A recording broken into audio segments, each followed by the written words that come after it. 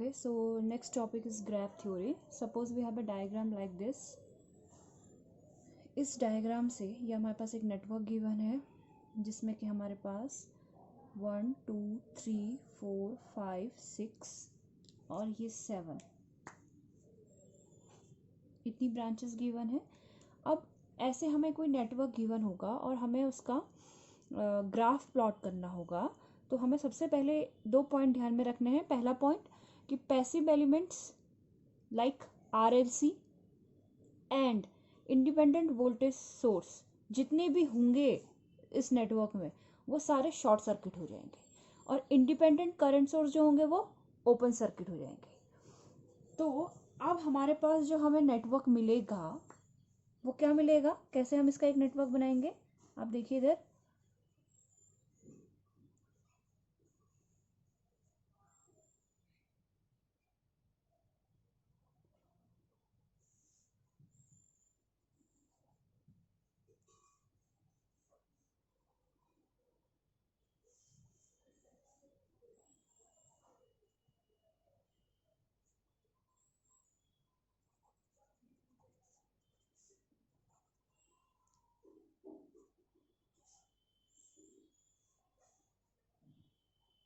ये अपने पास एक ब्रांच दे रखी है, ये अपने पास दूसरी, ये तीसरी, ये चौथी, ये पांचवी और ये छठी। मतलब अपने पास जो भी पैसिव एलिमेंट्स है, देखिए इस वाली ब्रांच पे ये अपने पास एक नोड है, ये एक नोड है, ये एक नोड है। हमने नोड को रिप्रेजेंट कर रखा है A B C और D। इसके बीच में R2 था तो वो शॉर्ट सर्किट हो गया। इसके बीच में एक वोल्टेज सोर्स था, वो शॉर्ट सर्किट हो गया। इसके बीच में एक इंडक्टर था, L था, वो शॉर्ट सर्किट हो गया। ये R था, ये शॉर्ट सर्किट हो गया। ये C था, ये शॉर्ट सर्किट हो गया। ये L था, ये शॉर्ट सर्किट हो गया। और हमें इस नेटवर्क से ये ग्राफ मिल गया। यहाँ पे को आपको एक इंडिपेंडेंट करंट सोर्स गिवन था, तो ये ओपन हो गया। ओपन को हम शो नहीं करेंगे, दैट मीन्स ओपन सर्किट। तो कहने का क्या मतलब है कि इस वाले नेटवर्क में आपके पास 7 ब्रांचें थी, क्लियर। इस वाले नेटवर्क में आपके पास कितनी ब्रांचें हो गई, 6। इसी वाले का आपने जब ग्राफ प्लॉट करा और अगर उस नेटवर्क में कोई करंट सोर्स अवेलेबल है तो नंबर ऑफ ब्रांचेस आपकी लेस देन पहली वाली ब्रांचेस से हो जाएंगी। जैसे इसमें अगर 7 ब्रांचेस थी और एक इंडिपेंडेंट करंट सोर्स था तो independent current source open circuit हो गया। मतलब अब हमारे पास जो ग्राफ हमें मिला है उसमें जो नंबर ऑफ ब्रांचेस होंगी वो 6 होंगी। 7 से कभी भी ज्यादा नहीं होंगी, जो भी होगा तो 7 होगा या 7 से कम होगा। तो हम क्या समझे कि अपने पास अगर वोल्टेज सोर्स होगा तो शॉर्ट सर्किट करना है, अगर करंट सोर्स होगा तो उसे ओपन सर्किट करना है और ओपन सर्किट ओपन हो जाएगा ये चीज। अब इस वाले नेटवर्क का हमने ये ग्राफ प्लॉट करा तो मींस हमारे पास अब जो नोड आए वो कितने आ गए, A B C D, A B, C, D, मतलब कि 4। ओके। और जो हमारे पास ब्रांचेस आई, ब्रांचेस कितनी आ गई अपने पास, 1 2 3 4 5 6, यानी कि 6 ब्रांचेस। ओके। इस वाले नेटवर्क से हमें जो ये ग्राफ मिला इसमें कहीं पे भी डायरेक्शन नहीं है, that is called undirected graph. कोई डायरेक्शन नहीं गिवन है तो ये क्या हो गया, अनडायरेक्टेड ग्राफ। अब अगर हम बात करेंगे डायरेक्टेड ग्राफ की कि हम डायरेक्टेड ग्राफ किसको बोलेंगे, तो सपोज हमारे पास इस नेटवर्क में ऐसे करके डायरेक्शन गिवन है, ये गिवन है, देन ये गिवन है, देन ये गिवन है, देन हमारे पास ये गिवन है, देन हमारे पास ये गिवन है, देन हमारे पास इस तरीके से एक मिडिल वाली रो पे आपको ऐसे गिवन है।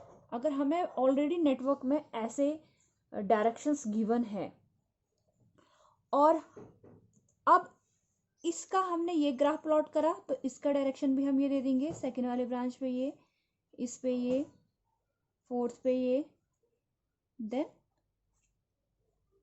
फिफ्थ पे ये, एंड मिडिल वाले पे ये। अगर ऐसे हमें ये ग्राफ डायरेक्शन से गिवन है तो हम इसको बोलेंगे डायरेक्टेड ग्राफ। क्लियर हो गया? अगर नेटवर्क में आपको डायरेक्शन गिवन है तो आप ग्राफ में भी डायरेक्शन देंगे और सेम डायरेक्शन देंगे जो आपको नेटवर्क में गिवन है।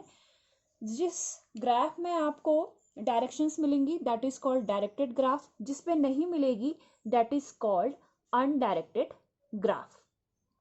ओके, अब हम बात करते हैं रैंक ऑफ द ग्राफ। किसी ग्राफ का अगर हमें रैंक निकालना है, किसी ग्राफ का अगर हमें रैंक निकालना है, रैंक ऑफ अ ग्राफ, अगर हम इसे R से रिप्रेजेंट कर रहे हैं तो that is equal to n-1। n क्या होगा? Number of nodes. उस ग्राफ में कितने नोड्स हैं? जैसे हमारे पास ये ग्राफ है तो इसमें कितने नोड है? 1 2 3 4, 4 नोड। तो 4 - 1 दैट इज इक्वल टू 3। तो इसका जो रैंक हो गया वो आपका कितना हो गया? 3।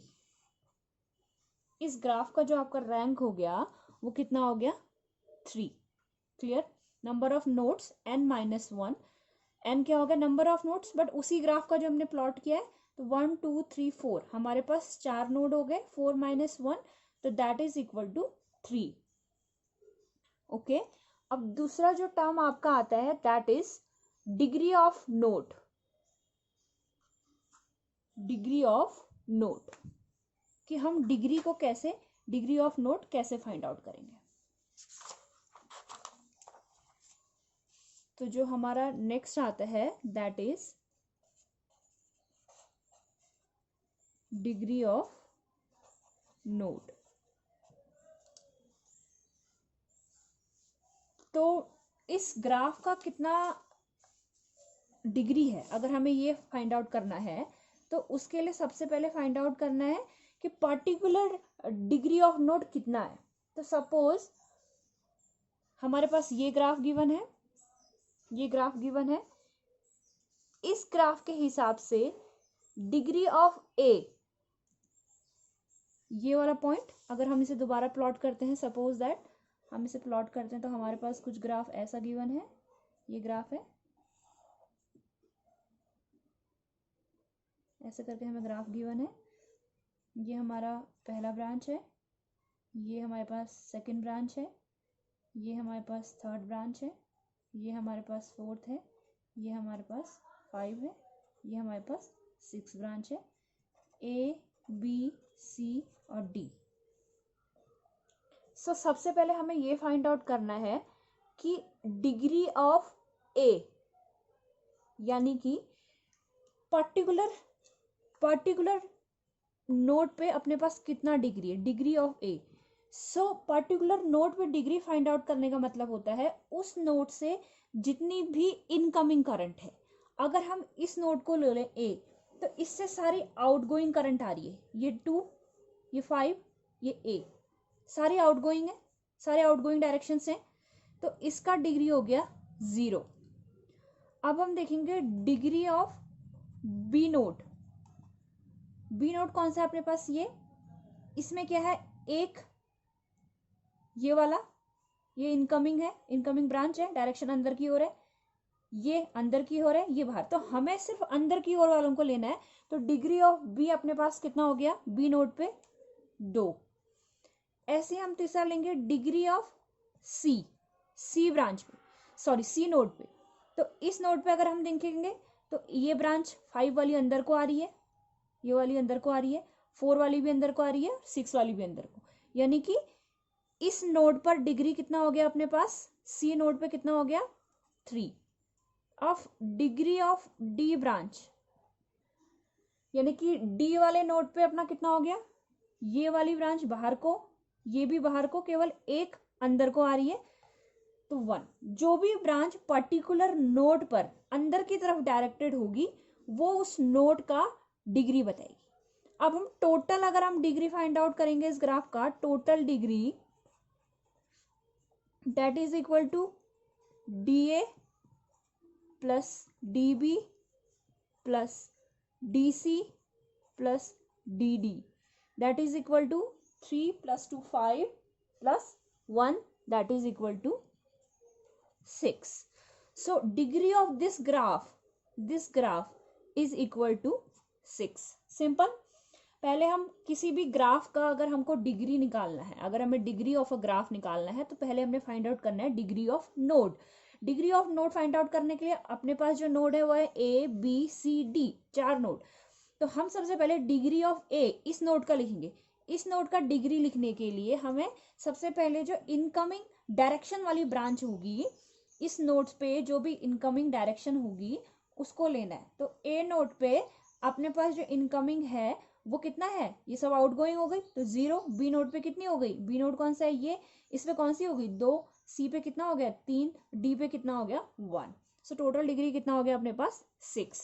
ठीक है, हमने अभी तक क्या क्या स्टडी कर लिया, हमने ग्राफ थ्योरी पे नेटवर्क से ग्राफ प्लॉट करना कर लिया, वो कैसे प्लॉट करते हैं फाइंड आउट कर लिया, ब्रांचेस कितनी होंगी फाइंड आउट कर लिया, डायरेक्टेड ग्राफ क्या होगा वो फाइंड आउट कर लिया, rank of the matrix find out कर ली, and degree of matrix find out कर लिया। अब जो आपका नेक्स्ट आता है दैट इज कंप्लीट ग्राफ।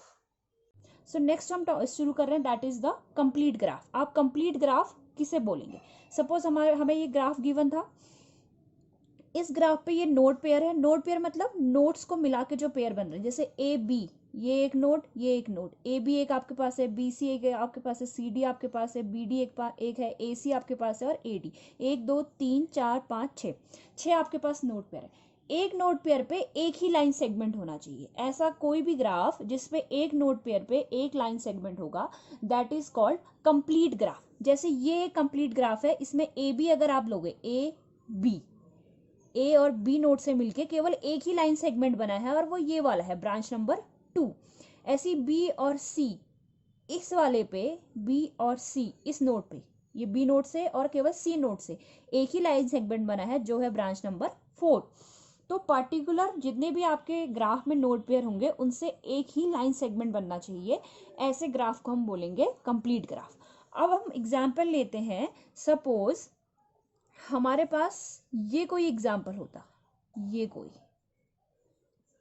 ऐसा कोई ABCD, इसमें हम 1 2 3 ये डायरेक्शन हम दे देते हैं और ये ब्रांचेस, और ये अपने पास होता 1 2 3 4 और ये अपने पास होता सपोज 5। ठीक है, अब इस ऐसा अगर अपने पास कोई ग्राफ गिवन होता तो इसका अगर हम नोड पेयर लिखेंगे तो नोड पेयर क्या होगा, AB BC CD BD AC और AD। नोड पेयर तो आपके उतने ही होते, ABCD उतने ही होते, लेकिन इसमें AC जो आपके पास नोड पेयर होता, ये जो नोड पेयर है A और C, इस पे कोई लाइन सेगमेंट नहीं गिवन है, इसलिए ये कहलाएगा इनकम्प्लीट ग्राफ। समझ में आ गया? जितने नोड पेयर होंगे उनके बीच में एक लाइन सेगमेंट होना चाहिए